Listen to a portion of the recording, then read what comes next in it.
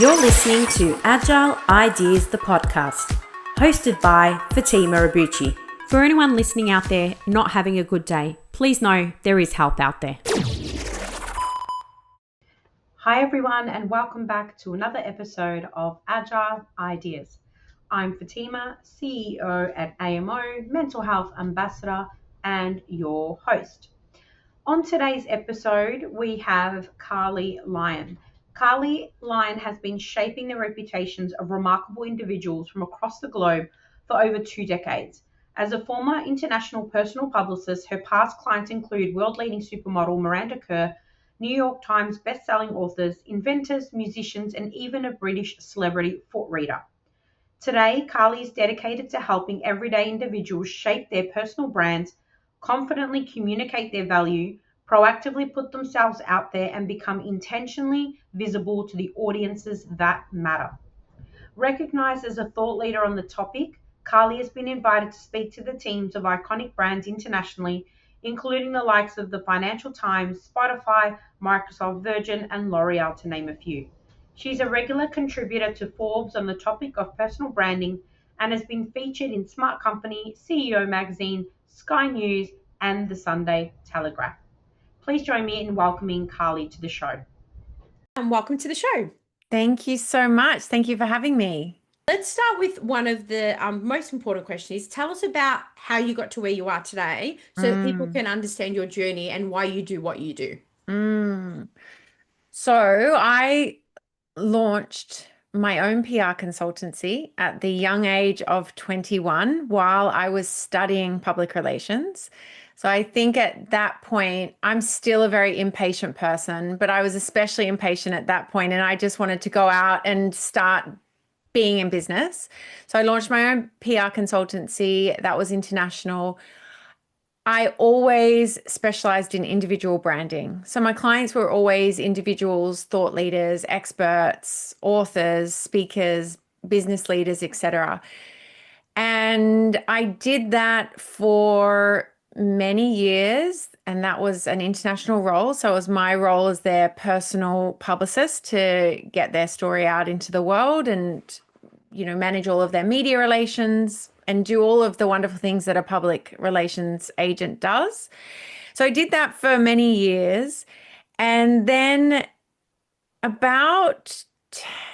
I get my timelines a little bit confused, but about 10 to 15 years into it, I went on extended maternity leave. So I went from this really fast-paced international PR existence to being at home with 2 very busy, beautiful baby boys under the age of 2, which was a massive shift and change. And the reason why I'm telling you all of that was that was actually the moment that shaped the next chapter of my journey, because it was when I was on extended maternity leave that I was confronted with the harsh reality that in all of that time, telling all of those clients' stories and building their personal brands, I'd never done the same for myself. I'd never stopped to think about what was my personal brand, what was I doing to elevate my personal brand. And as a result of that, I was on extended maternity leave feeling very invisible, because really I had done that to myself. I had never made a point of being out from behind the scenes. So I definitely was invisible. So at that point I thought, well, if that's how I'm feeling, then there's a really good chance that other people are feeling the same. And perhaps there's something in that I can help them, get themselves out there and build a personal brand. So that's what has launched me into the world of work that I'm doing now, which is coaching individuals and executives on their personal brand. And also, more importantly, going into organizations all over the world and talking about this concept of personal brand and building influence. And I've had the privilege of working with some of the biggest brands all over the world. I'm lucky to count companies like the Financial Times, Volvo, L'Oreal as clients of mine. And it's always fascinating to me, not surprising, but fascinating that I'm working with some of the smartest individuals in the world, working with some of the biggest brands in the world, and they've never thought about their personal brand. So interesting. I want to go back to the first thing you said, which really Mm. caught my 21 and Yes. started your own business. That's like the life of an entrepreneur, being courageous to take that first risk. How did you know where to start when you decided to make that shift? Like for those listening going, I want to start a business. What was the first things that you looked at or considered? How did you decide? I don't really know. I mean, I look back at that time, and of course, there are so many things that I cringe at, what I did at that point. I didn't know what I was doing.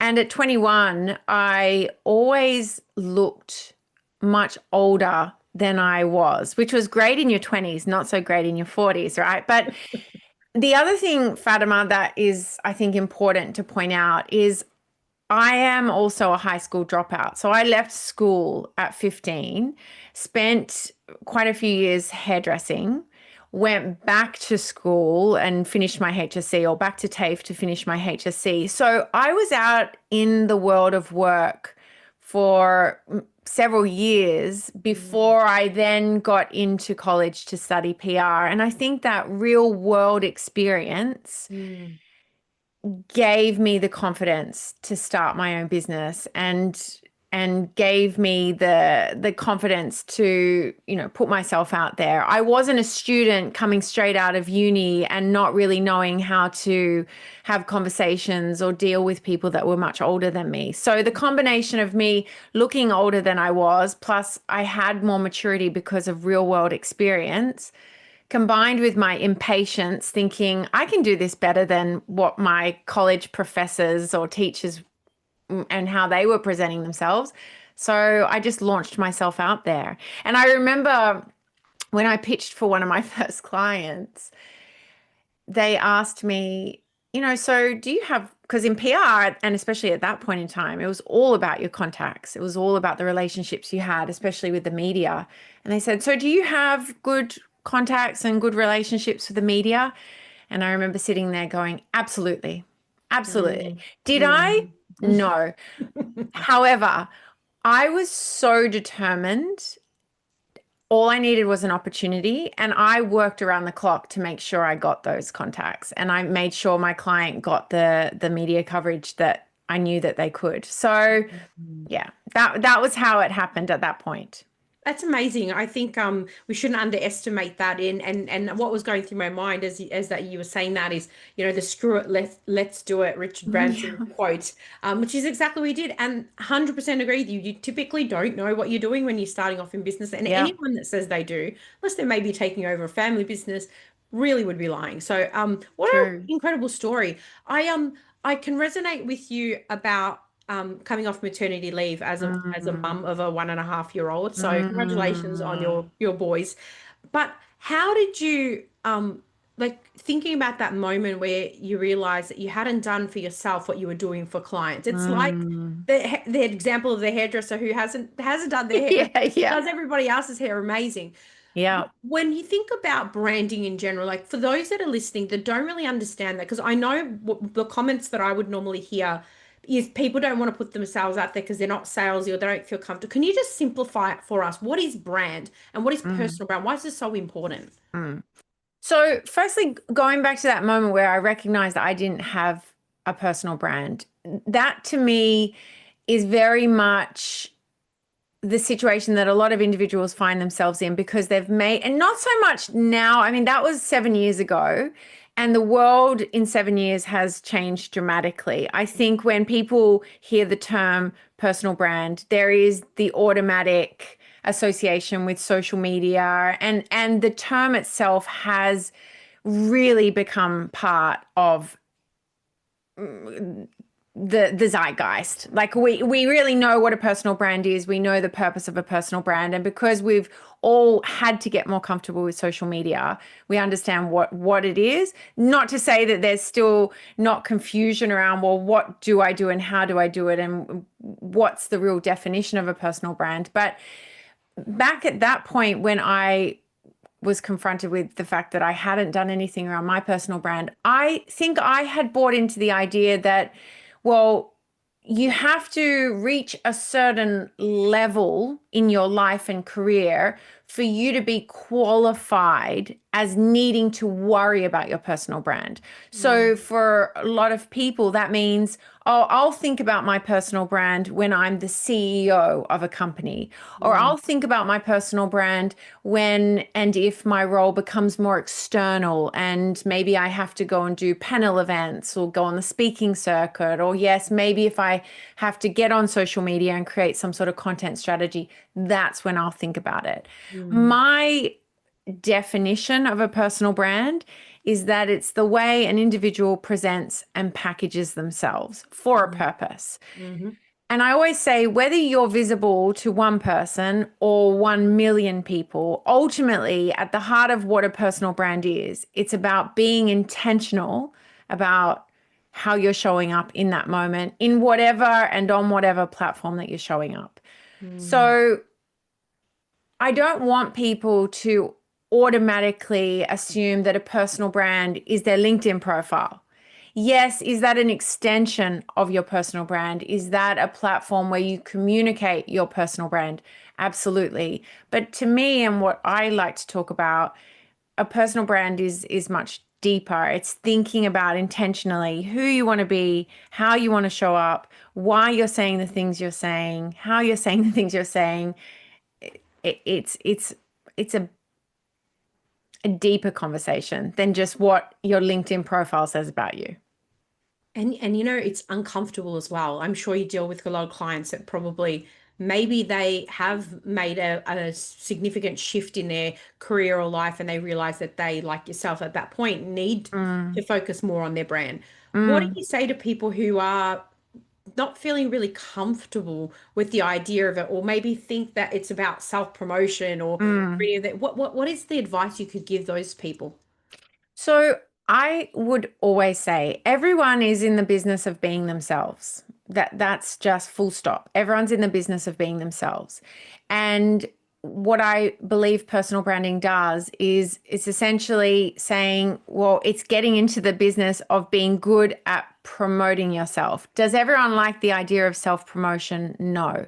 But I would say to those people who feel uncomfortable with the idea is the more you're able to link your visibility and influence to purpose and impact, then the easier it becomes. So what I mean by that is, if you can see how becoming visible and building more influence is ultimately going to add value and serve other people, then all of a sudden, not only is your approach going to be different, so you're not standing or coming from a position of, how do I get out of this audience? How do I look really good in front of this audience? You're coming from a place of, how do I serve this audience? How can I add value to these people, to this team, to this person? So it's a completely different mindset. It's a completely different energy space. And I would say to those people who feel uncomfortable with the idea of self-promotion to get into that space, to really start to think about, well, when you are visible and when you're able to build more influence, what impact is that going to have? And focus on that. Focus on that. We need, when I think back to why I got into PR in the first place, at that point in time, I was really passionate about and I still am, about wellness and personal development. And so a lot of my clients were in and from that space of wellness and personal development. And what I was driven to do was to be able to use their stories to change the impact that the media had on the lives of the people that were following the media. And especially when you think back 20 years ago, the media, there were less platforms where we were getting our information. So the impact of those platforms had, a much greater impact on our lives. We'd read the Sunday Telegraph and the story in there. So I always thought, well, if I can use the media in a positive way and I can share positive stories to have a more positive influence, then of course, that's what I want to do. Now, in the world that we live in, when you think about where we get our information and all of the different platforms and people that we are influenced by, I mean, to me now, I see myself as being a person who out in the world to inspire more individuals to get out there to be positive influencers, because we need that in the world right now. We really need that in the world right now. So that's what I would say to those people who are feeling uncomfortable about it. Yes, I know most people look out, for example, I hear it all the time. They look out onto LinkedIn and they go, oh, I just don't want to be that person. I don't want to be seen as that person. Um, and yes, maybe some of it's noise to you, but as they say, what's noise to one person is music to another. So just focus on the people that you want to be music to, basically. That's really well said. I think you hit the nail on the head talking about the value, like word I would use is value, and I think that the value that people can provide, as opposed to, like you sort of said, it's not being cringy and being self-promoting in a way that doesn't drive value. It's actually providing value. I Yeah. think something that people often are misguided by is that you don't want to wait until a point in time where you think you might need. So, for example, one of the things that's going through my head is there might be people out there that may come to you and say, look, I don't know where to start. I want to build my brand. And maybe they're further progressed in their career. What are Yeah. the benefits that can come from having time and energy spent towards your, as you said, your personal brand? When you're really clear on what you're putting out into the world, then the chances of you attracting things, people, places, and opportunities that are going to resonate with who you want to be and what you want in your life are far greater. And, I only had this conversation yesterday with an executive who was trying to work out, well, what does this whole personal branding thing mean to her? And she wasn't necessarily interested in creating a robust following on social media or anything like that. And I explained to her that by being really clear and intentional on what her personal brand was, it's not necessarily about doing more. So in that case, not necessarily, I'm not going to be telling her to go on LinkedIn and start creating a content strategy or get on the speaking circuit or whatever.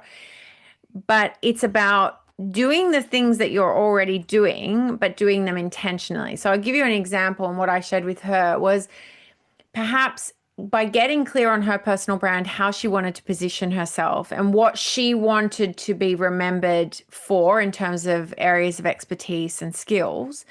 Perhaps by just being clear on that, when she is next in meetings or she has an opportunity to meet a person who actually could be really pivotal in her career or open doors for her, just by being clear on what it is she wants to be remembered by, then that's going to change what she says, how she presents her ideas, because she'll come at it perhaps with an angle that's more aligned to who she wants to be, rather than just whatever comes to mind. And some people would argue, oh, Carlii, that just feels like so much effort and, so much extra mind share, constantly thinking. And so it feels like it's a performance. Well, I would argue that, yes, maybe in the beginning, it feels like a lot of effort to sit down and think about, this is who I am and this is how I want to be remembered and these are the things I want to attract and the opportunities I want to, align myself with. And yes, so that's where effort may lie. But I actually believe after that, it becomes a bit of plug and play, because you just will automatically all become habitual to start speaking to who you want to be. And does this tie into something you talk about, which is the power of future self psychology? So thinking about that, can you explain that term? Because I think this is relevant to what you just said. I didn't even know that there was an area of psychology, like there actually is an area of psychology called future self psychology. And there are a few key pioneers in that space that I follow and I've read up on and looked into the research of. And future self psychology essentially is the idea of tapping into the power of your future self and really starting to think about who that person will be. And there's one gentleman in particular, Dr. Hal Hershfield, who actually delivered an amazing TED talk on this and wrote a book on this. And in one of his research studies, and they got a group of students together, and for every student they created a digital avatar and then invited them to go into this virtual reality. And so you see these students, you actually see it as part of his TED talk, you see these students go into this virtual reality. One half of the students were given a digital avatar that looked like who they were today, so just a weird version of themselves. The other half of the students were given a digital avatar that looked like them, but digitally enhanced in a way that it was them in 40 years' time. And so, again, you see them go into this world. At the end of their journey into the virtual reality, they were asked a series of questions. And in this case, the series of questions were related to financial decision making. And what they found was that the students that went into the virtual reality and saw themselves in 40 years' time, and obviously in that moment recognized that the person they're going to be is not the person they are today. It's a completely separate person to them. Their decisions were very different. So they committed to saving 20 to 30% more than the students who saw themselves as who they were today.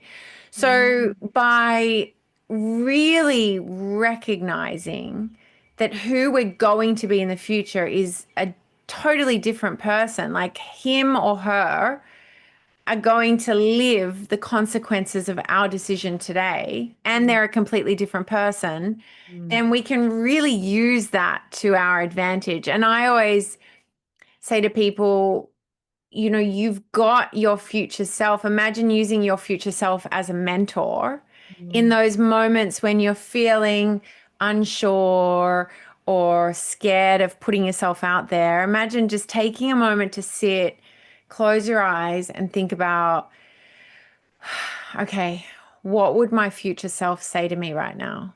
And really see it, whether it's the 90-year-old version of yourself, whether it's the 50-year-old version, whatever feels more real and powerful to you. Like, what would he or she say to you? And I've asked that question to countless audience members, and I always put them on the spot. And I say, you know, here, you've been given this opportunity, you're scared, you're worried. What would your future self say to you? And every single time it's just go for it. Just do it. It's going to be okay. And like, it always gives me goosebumps when the audience, when, you know, whoever I've asked says that, because our future selves always say the same things. Just go for it. Just do it. So there's so many ways that, and I encourage everyone listening to do some research around future self psychology, because it's fascinating. It's really fascinating. I've spent a lot of time working with psychologists over the years and stuff in the mental health, but didn't actually know that that was an area. So I'm definitely going to look into that. It's amazing. Yeah, it's fascinating. But I can resonate with something specifically you said. I remember about 10 years ago, early on in my business, I was going to have a conversation with someone that I was absolutely dreading because I had to let them go. And I remember the coach at the time that I was working with asked me to put myself in the situation at the point of doing that difficult conversation, and also imagining how it felt afterwards. And it was a conversation that I envisaged so many times, exactly as you described, and was able to then do it with a clearer mind. And so I can definitely attest to that as a so. It's a great I think it's strategy. great. I'm going to say what I think a lot of people will say, and they're going to say, but how do I overcome my self-doubt? How do I deal with the rejection? Or in my case, you know, sometimes you get criticism on your social content, or, you know, you're doing a talk. How do I overcome that? Like, what strategies can I put in place? You know, from my personal perspective, and also having watched many clients go from, I don't want to do it, I'm too scared, to really leaning into it and just going for it. The biggest and most powerful mindset shift you can have is understanding and appreciating and almost expecting you will get criticism, you will get rejection, all of those things are par for the course. And I think when you really accept that, then you're not surprised by it. So if you're standing in a place of, okay, I'm going to do this, I will be criticized, I will get disapproval, I will. You're not then coming from a place of, what can I do to make sure I'm not criticized? What can I do to make sure I'm not rejected? Instead, it's, yeah, I will 100% get rejected. Yeah, I'm going to get rejected. I think that in and of itself can change the game. Another mindset shift is, and this came up in a coaching session this morning with a client who admitted that they always like to be the nice person. They want to be the person that's liked by everyone. And I said to them, okay, so just looking at the nice version of you, the one that you really, try to show up as so that everyone will like you. Do you think that everybody likes that version of you? And they were like, no. And I said, so the version of you that you're trying so desperately to hold on to and to keep emulating because you think that's the version of you that everyone's going to like, even that version of you, not everyone likes. So, there's no winning when you come from a place of not wanting to be liked by everyone, wanting to be accepted by everyone, and wanting to not be rejected by anyone. There's no way you're going to win.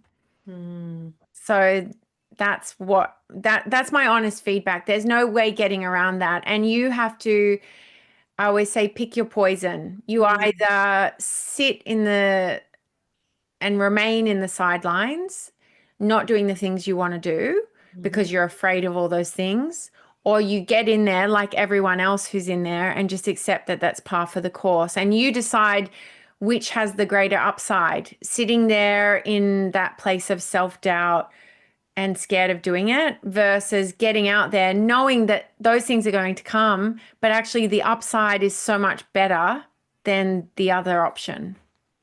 It's the saying, you're damned if you do and you're damned if you don't. So might as well have fun doing it. It really, really is the truth. You really are. And the more that you do put yourself out there and the more that you experience it and live through it, like it's not as terrible as perhaps you thought it was going to be. It's just is what it is. And then you also put it in perspective. So that rejection that I may have got or you may have got who at that point that person rejected you, you're forgotten already. Like you can decide to hold on to it and ruminate over it and make it a really big deal. But the person who's rejected you or the person who's criticized you, they are no longer thinking about you.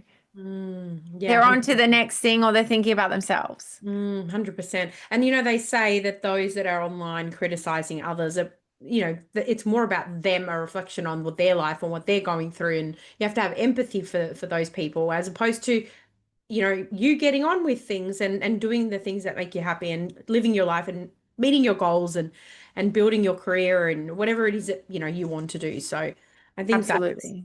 I like that. I think it's hard sometimes when you're in the spotlight, even hosting a podcast, for example, and working in the space where people will see things that you put on social. So I think it really resonates that you just, as you said, you just have to accept it will happen as opposed to trying to avoid it from happening because you're never going to please everyone.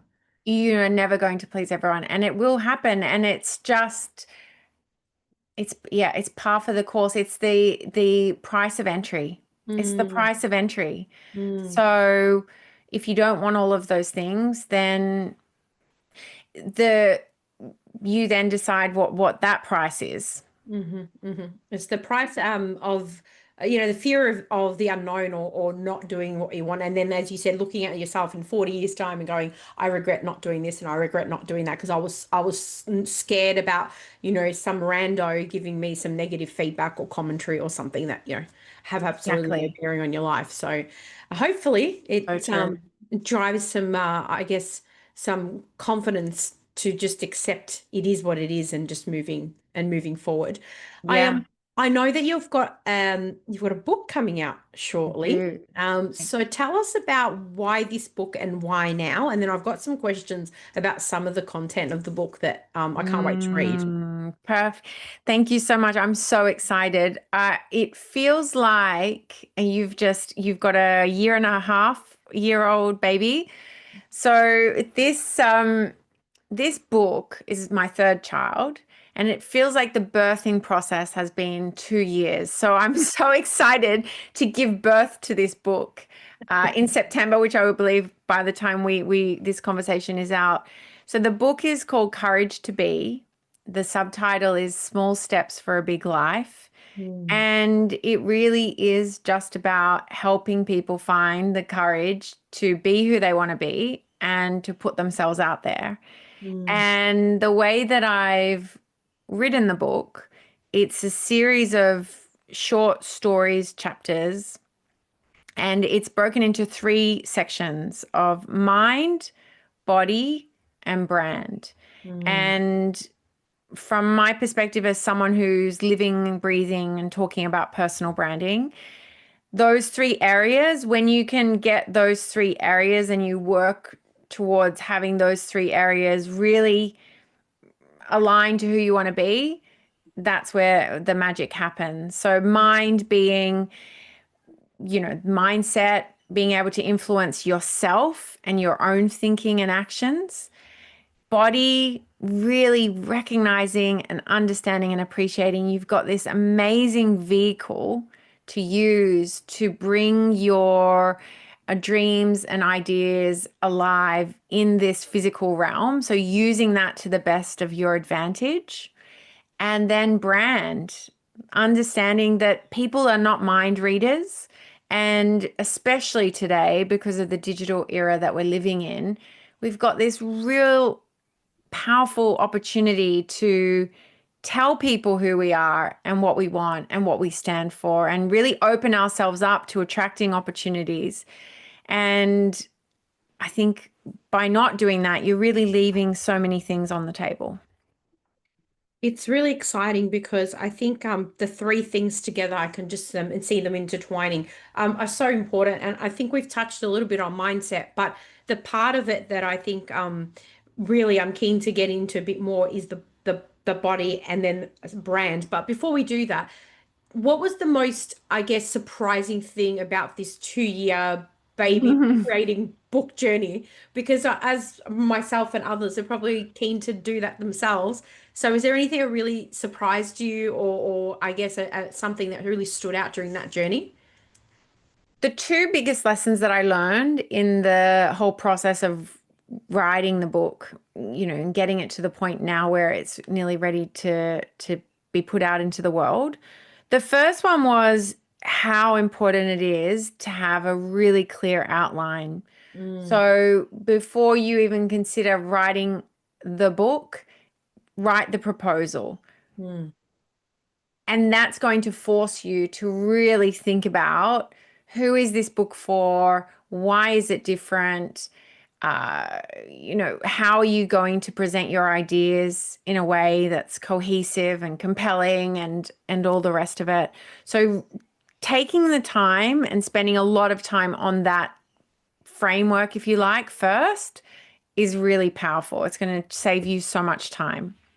And then secondly, my mentor, I started writing the book and I just kept getting blocked, couldn't, like, I would write it, then I didn't, it wasn't right. And my mentor said, just write the book with one person in mind. Imagine that you're writing the book for one person. And the person that I decided to write the book for was my past self. So I wrote the book for the version of me that was on extended maternity leave, feeling lost, invisible, unsure of what the next chapter of her career would look like, terrified about putting herself out there. And so I wrote the book with her in mind. And the moment I did that, it just everything started to flow because I knew what she needed. I knew what kind of book would help her. And it was actually really easy to do after I got into that mind space. Mm. How incredibly beneficial was it for you to take that moment and think about, like you said, an individual and then yourself, because you've gone through this journey, so you've now don't want others to have to go through the challenges that you had. So I think it's incredibly powerful to think of it that way, and therefore go back to what we said earlier. You're not trying to appease everyone and Correct. everything and everyone, which means please no one. But Yep. one of the things that I'm curious about is when you think about the fact that you had to spend the time thinking about your past self and Yep. and getting to the point of writing this, where how and where did you get, I guess, feedback along the way to let you know you're on the right track, or is that through the coach that you had that was supporting you through the journey? I engaged a book coach. So that was my mentor, who my mentor has been in publishing all his life. He's in his 70s. He was the managing director of a global publishing house. So he had a lot of experience, has a lot of experience. But I did also engage a book coach who also has amazing credibility in the publishing space. And she walked me through. So I would send her 3 or 4 chapters at a time, and she would give her feedback on each of those chapters. And the way that I wrote the book, I think, was perfect for me. I have a whole new appreciation for people who have an idea and are able to write a whole book about that idea, and it be cohesive and logical and amazing. I don't know how they do that. But the way that I wrote the book was in small standalone chapters, which made sense together, but they didn't flow on from one another. So it's a different writing style. Mm-hmm. So I had a book coach, then it went to an editor, then it went to a proofreader. And so there is a whole team involved in getting a book to the stage where it's actually out on shelves. So yeah, that's how I did it along the way. It's a really exciting. I'll make sure I share a link to the book, and I can't wait to get a copy. So I'll stay tuned for that. Tell Thank you. me, you talk about physical practices in the book, which I Yes. understand. What's physical practice? Tell me about physical practices. Well, there's lots of different physical practices, and we underestimate, well, maybe we don't underestimate, but maybe sometimes we don't pay enough attention to how impactful our body, our physical presence can be in terms of when we interact with others, and also how we can use our physical presence and our body to influence ourselves. Mm-hmm. And so I share lots of different ideas in that area and how to use your body to, change the way you're thinking and feeling. There's a lady by the name of Dr. Amy Cuddy who wrote a book called Presence. I don't know if you're familiar with that. Yes, I've heard of it. Yes. And she especially talks about how we can use our body language to impact our thoughts and feelings. So there's one part of the book that talks about that, using your body language to impact your thoughts and feelings. There are,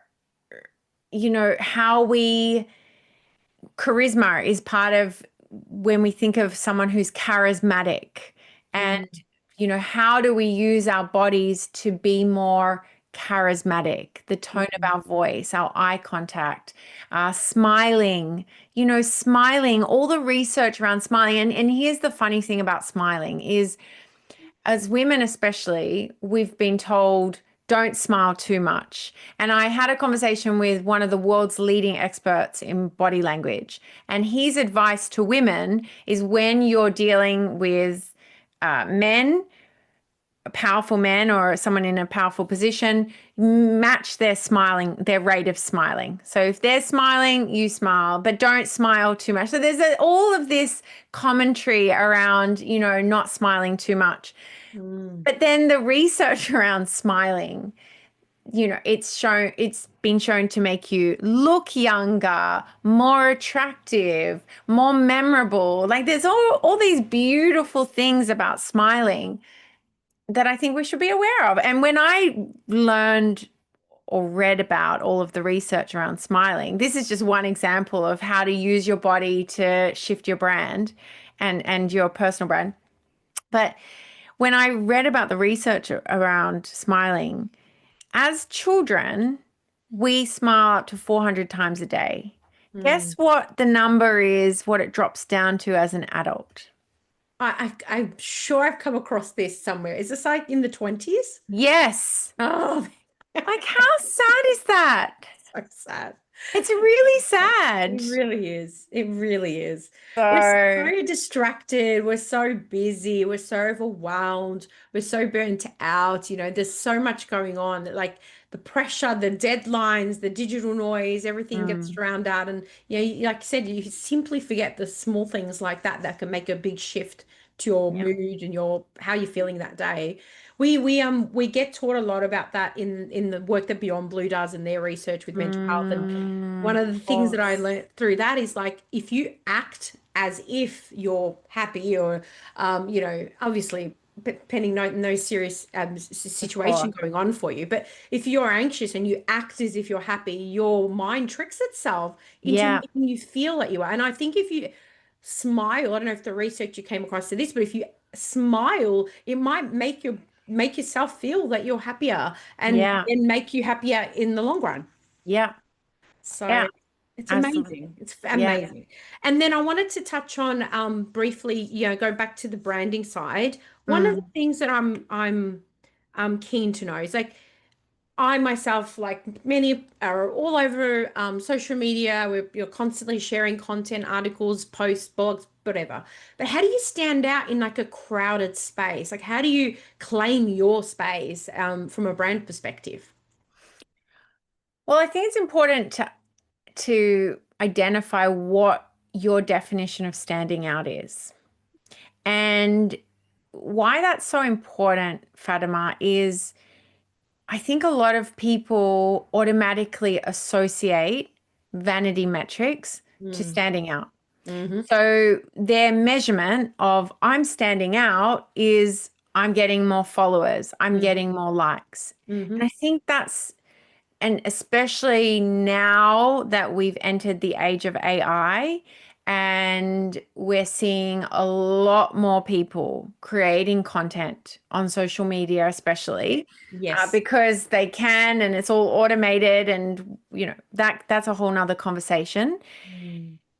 But it's getting noisier and noisier, and the idea of measuring through vanity metrics alone, I think is not the right path to take.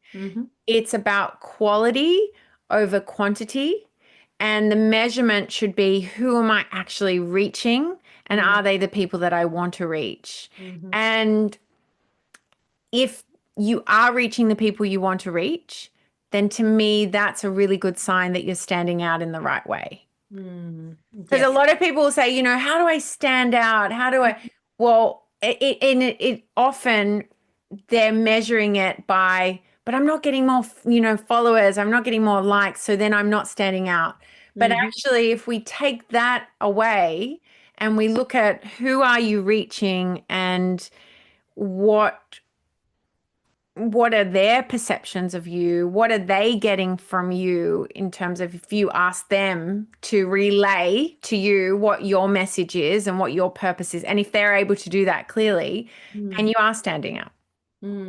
It's a really good point, and I think it would also make sense if others are telling people, if those people are telling others about you as well, because obviously something in your message or what you're Yes. sharing and all of that. So I think that's a good mission. But I agree with your point around the vanity metrics, because there's people out there online every day that are, nasty or narcissistic, or just putting other people down, that are getting thousands of followers and likes and comments and on their stuff. It doesn't make them, an expert in anything or a good person. So you're right, it's probably not the right metric. And it's interesting how some of the platforms have removed, the likes and things like Yep. that. So yeah, I think that's some good context. And I think it's how people remember you and what they remember you for, which I think really would help people to make those connections you talked about. Because I used to think branding was all about, just marketing and getting your face out there and all that. But there's so much more to it, as you talked about before, that I think Mm. you've probably unpacked here for people today. Mm. Well, thank you. I hope I have. And look, there's no denying that reach, we want to get out to new potential customers, and we want that exposure, because that exposure can often lead to opportunity.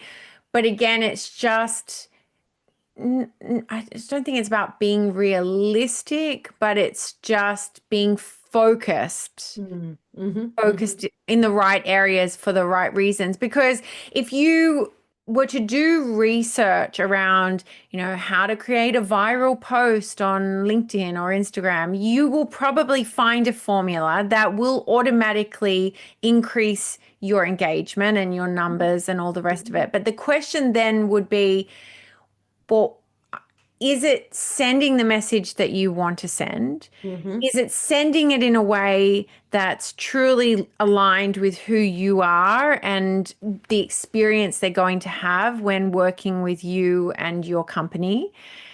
And are they the right people? Just the other week, I had a post go crazy on LinkedIn, and the reality is it didn't reach all of the right people necessarily. Mm-hmm. So, you know what I mean? It's like that wasn't the metric of success for me. The metric of success is, am I getting people reaching out to me that are the right kind of qualified people that I want to work with? That's how you read it. And the only way you're going to get that Mm-hmm. is by really leaning into your real voice, Mm-hmm. your real message, your real point of difference. How do you get to the point of getting clear on what that is? Mm-hmm. Well, it's time, effort, work, self-reflection, and there's no doubt working with experts who can help you perhaps articulate and to ask you the right questions that are going to unlock the right answers. There's real value in that.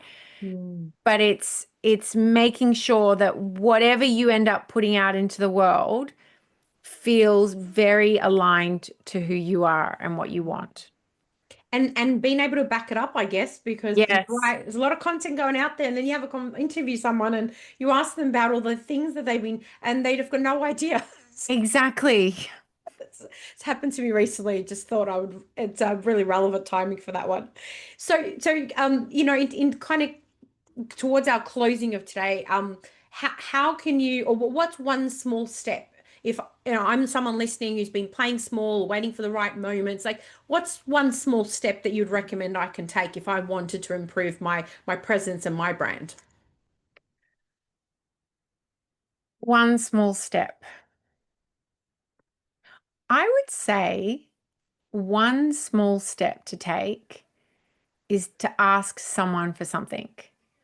So, what I mean by that is ask someone for a favor, ask someone for an introduction. So, the ask has to be related to helping you get something that you want in terms of career progression, becoming more visible, like having an opportunity to showcase who you are and your skills.